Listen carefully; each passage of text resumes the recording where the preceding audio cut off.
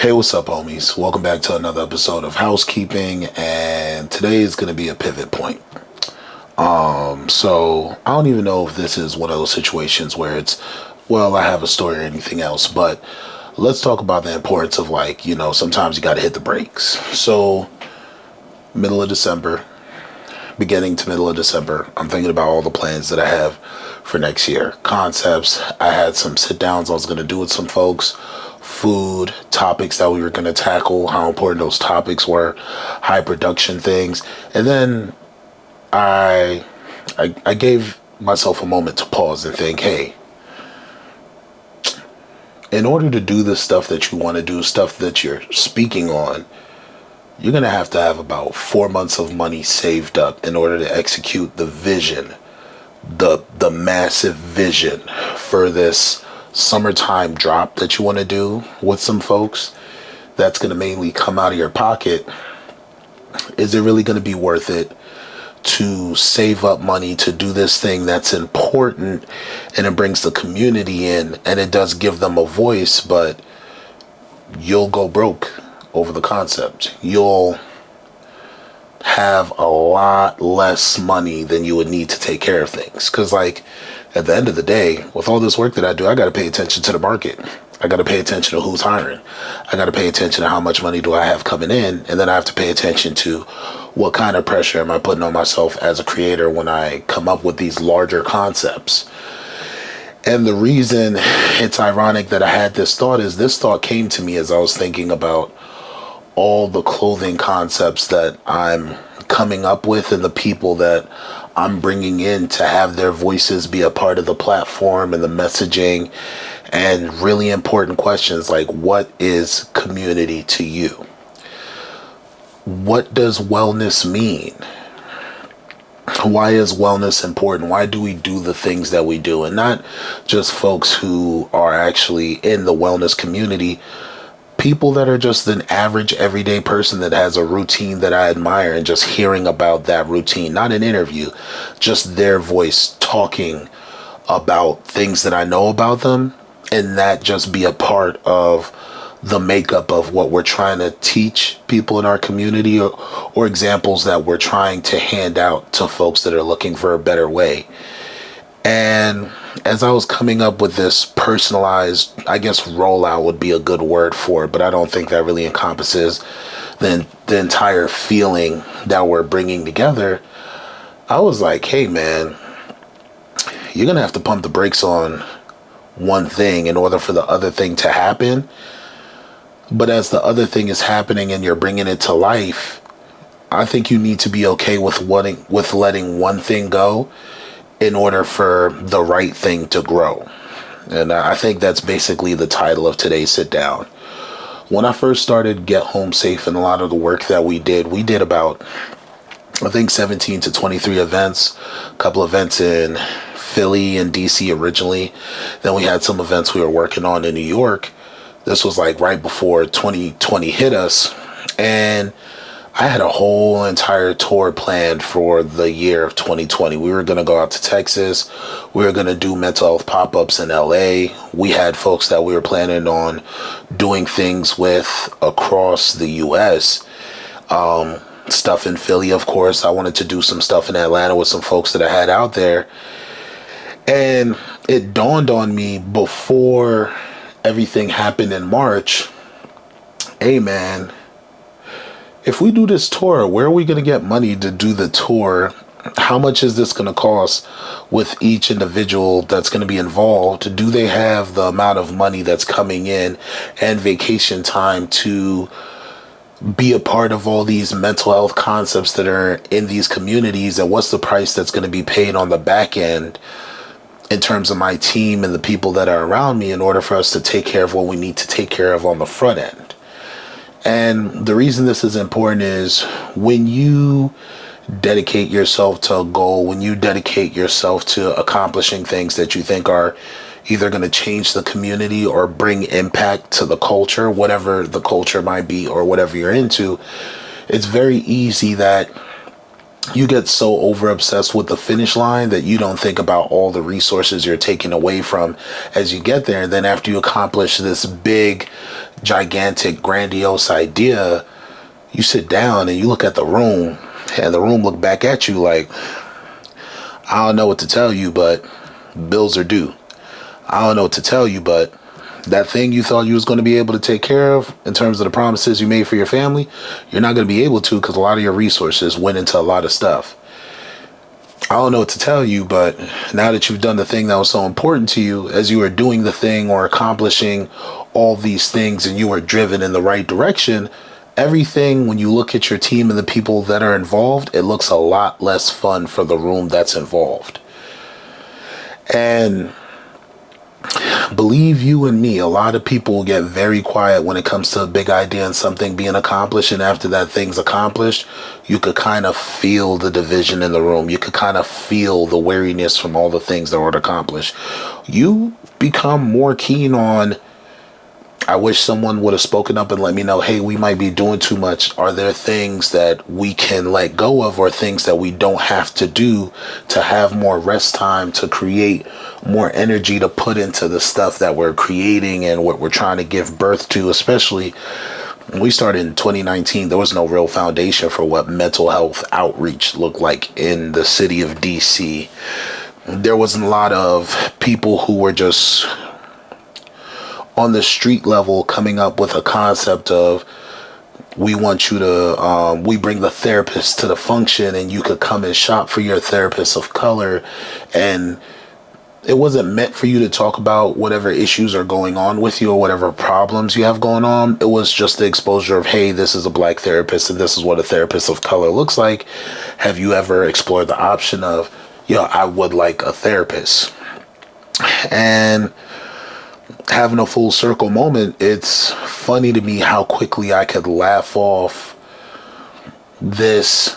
And the concept that I'm going to be letting go of for next year is something that was like very important to me, that I think I was thinking about for like the last 2 to 3 years, especially coming out of everything that we went through in 2020. And it wasn't supposed to be a replacement for the big tour that we were supposed to bring to life, but it was supposed to be an amends with myself on, you should still be able to accomplish the thing that you want to accomplish, even if it's in a different time period and even if it's with different people. Because when it comes to 2024, all I'm really trying to create is a feeling and see what kind of momentum that builds for the community around me and the people that want better for themselves or may want more and different from what life has to offer, and just exploring like, hey, is this something that's for me?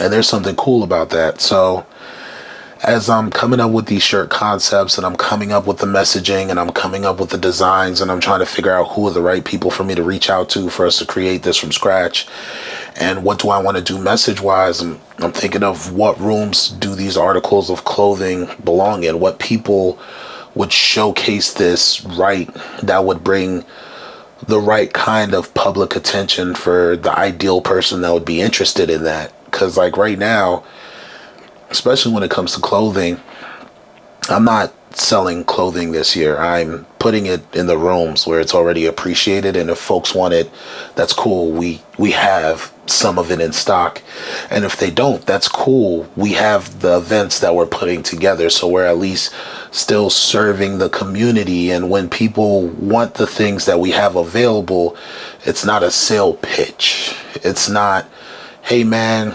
we look at all the things that we do, so buy our stuff. No, it's, hey, attend our thing. And the right people are going to have it on. And the people that aren't those people, some other people are going to have it on. And if you're interested, it's right there. Made it as cool as possible. And if you want to know what it's about, the message is there. That's what it's for. That's what it's going towards. These are the people that are involved. If you feel the message is the right message for you, it's yours. And if not, hey, thanks for researching and looking into what we're doing. Plus, hey, we have these interviews. We have these people that we're talking to. We have these concepts that we're trying to broach. We're having these topics that we're putting together for the ordinary person when it comes to mental health and wellness. Because now that I've conjoined mental health and wellness together, it's really not just coloring in the gray areas, but figuring out distinctively where does black and white start and where does the gray area continue, and where do we belong in that mix of everything that's going on? So putting down the larger idea and being more concise in the smaller idea, as I think about it, I just picture a lot more moments of joy. And that's what I'm showing up for next year. I picture a lot more moments of people who have been genuinely excited for all the things that they've seen me doing already. And now they get a chance to be a part of rooms with other people that got to enjoy that. They can have a Spider-Man moment where everyone's pointing at each other like you, and you. And I'm just like, yo, you too. I just want to create moments that I'm able to say thank you to the people that are supporting all the things that we're doing, and thank you to the people adjacent to me that are moving in their own rooms and spaces. And I get to network with the folks that I would like to build a better place with. And the folks who aren't even involved in the stuff that we're doing, I get to like show them the other side of what the community means or what they're trying to accomplish when they use the words that they use for all the things that they're doing, whether it's fancy or not fancy. And with building something from scratch, redefining what the norm is, and changing the placement of who I'm working with, I think I'm going to have to do a more intentional job of looking back at the people that I've worked with and try to reconnect or reach out to those relationships and say, hey, do you still want to do the thing that we used to do together? And if not, that's cool. How have you been? How's the family doing? And what's going on with you? Those conversations are just as important as me, because when it comes to the story of the people, this mental health stuff doesn't matter without the people. It's for the people. It's created to help the people. And until you start paying attention to those stories that involve people, and you find out ways to make those stories important and relatable to the average person that may not realize that they're 2 weeks away from this story that I'm speaking on, this is just going to be something that's viewed as work and not progress. And I don't want that. I'm not here to put a whole bunch of pressure on myself or the community where it's like, you have to get this thing, you got to get it done. I just want to let folks know what their resources are, and that this could be fun and this could be enjoyable. And there are communities of people that we're creating for the person that is curious about this and that would like to be a part of that. And for the average person that's not interested, we just want to make it as entertaining as possible while we're here. And that's what life is supposed to be about. It's supposed to be about joy and going back to those moments of joy and protecting those moments and enjoying those moments presently instead of thinking about, all right, what do we have to do tomorrow now that we're here? No. I've been that person before, and I never fell in love with that person. If anything, I had to take a long look in the mirror to who that person would have become and realize that that's so far from what I've learned to get here and the person that I experienced in order to become the person that I am now. And that it's really okay to just chill with your homies and take in the folks that love you. I got a check-in a couple of days ago at an event that we did with Sice Game. Shout out to Sice Game. We had about 30 bags of clothing donations or more. Shout out to Bronson. Pulled up to the party. They had the art. They had the folks. Everyone was enjoying what was put together. I got to see some people I haven't seen in a while. And as I was looking at these people, I was taking inventory. And I was thinking to myself, dang, I haven't picked up the phone and called 12 of these people that are important to me in this room. And at some point in this week, I'm going to have to sit down and get back to that. So in this housekeeping episode, I'm realizing that I'm not here to just take inventory. The people in my life are a part of the inventory, including myself. So I just got to get back to it and figure out what our relationships look like now and just be glad that I was blessed to have so many important things. So this has been another episode of Housekeeping. Thank you to everyone that's listening. I know these rants are like very sporadic in terms of what they're covering, but from the business and the emotional end, these are a lot of things that drive me. So it's nice just to have a place to like put the idea of what it could have been, and then you guys get to see what it looks like on the back end, especially you homies that pull up. So this has been another episode of Housekeeping. It's your boy Juice Jones from Get Home Safe. Like, share, subscribe, and thank you for coming through. Peace.